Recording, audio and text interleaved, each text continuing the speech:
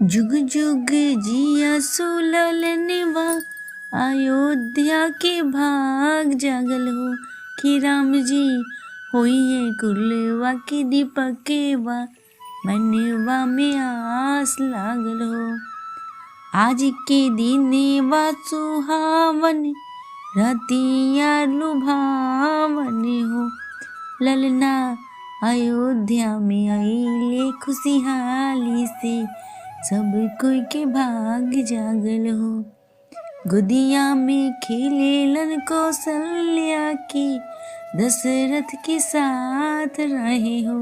कि ललना अंगना में आइला से, राम जी के अंगना के भाग जागल हो। नमस्कार दोस्तों, हमारे YouTube चैनल भक्ति में शक्ति 1000 में आपका स्वागत है। तो आइए आज हम राम जन्म की कथा सुनें। एक समय की बात है, अयोध्या के महाराज दशरथ ने पुत्र प्राप्ति के लिए यज्ञ रखा। इस यज्ञ के लिए राजा दशरथ ने अपनी चतुरंगी सेना को काले कान वाले घोड़े को छोड़ने का आदेश भेजा। उनकी इच्छा थी कि इस महान यज्ञ में हर कोई शामिल हो।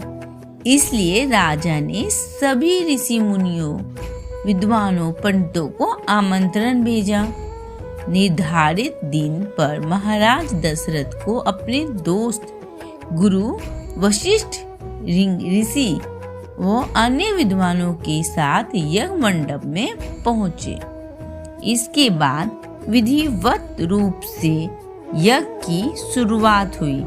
मंत्र, उच्चारण और पाठ जैसे सभी विधि विधान के साथ कुछ घंटों में यज्ञ पूरा हुआ।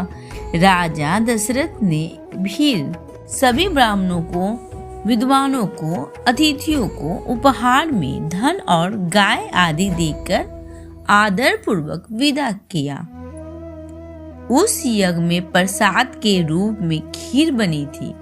उस प्रसाद में पुत्र प्राप्ति का आशीर्वाद था, जिसे खाने के बाद तीनों रानियां गर्भवती हो गईं। कुछ समय बाद चैत्र माह में शुक्ल पक्ष की 9वीं तिथि के दिन राजा दशरथ की पहली पत्नी यानी रानी कौशल्या ने एक बच्चे को जन्म दिया। उस बच्चे के चेहरे में इतनी रौनक थी कि कोई देखकर समझ जाता कि यह आम बच्चा नहीं है। इसी तरह राजा की दूसरी रानी कैकेयी ने एक पुत्र और तीसरी रानी ने 2 पुत्र को शुभ नक्षत्रों में जन्म दिया। राजा दशरथ का महल और नगर 4 पुत्रों के जन्म से खिलखिला उठा। चारों तरफ आनंद और जश्न का माहौल था। पूरी प्रजा खुशी से गा और झूम और नाचे जा रही थी। इस खुशी को देखकर देवता भी फूलों की वर्षा कराने लगे।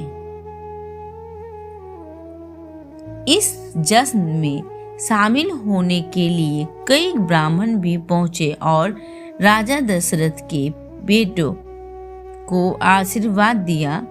खुशी से झूम रहे राजा दशरथ ने ब्राह्मणों को खूब दान दिया। फिर अपनी खुशी जाहिर करने के लिए उन्होंने प्रजा और दरबारियों में भी धन, रत्न और आभूषण बंटवाया। समय आने पर सबकी मौजूदगी में चारों बालकों का नामकरण भी किया गया। महर्षि वशिष्ठ ने उनका नाम रामचंद्र, भरत, लक्ष्मण और शत्रुघ्न रखा। वक्त बीतता गया और धीरे धीरे ये चारों बालक बड़े हुए। चारों में राम अपने तेजस्वी गुणों के कारण प्रजा को अधिक प्रिय लगने लगे। अपनी प्रतिभा के चलते वो कम उम्र में ही सभी विषयों में महारत हासिल कर चुके थे।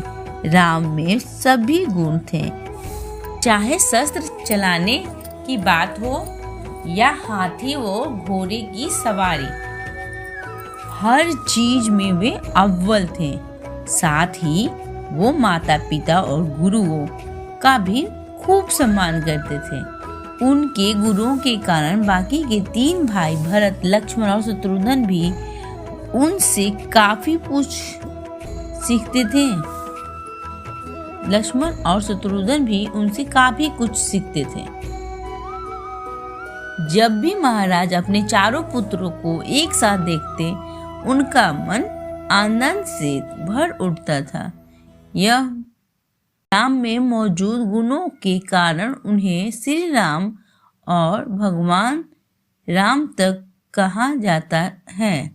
आगे चलकर राम के जीवन पर 2 पवित्र और कहानियां हम आपसे शेयर करेंगे। व्यक्ति के गुण ही उसे पहचान दिलाते हैं। अगर और संस्कार अच्छे हो तो वह भगवान तुल्य हो जाता है। नमस्कार दोस्तों, हमारे YouTube चैनल भक्ति में शक्ति 1000 को लाइक करें, सब्सक्राइब करें, नीचे बेल आइकन उसे जरूर दबाएं ताकि हमारा नोटिफिकेशन सबसे पहले आपके पास जाए।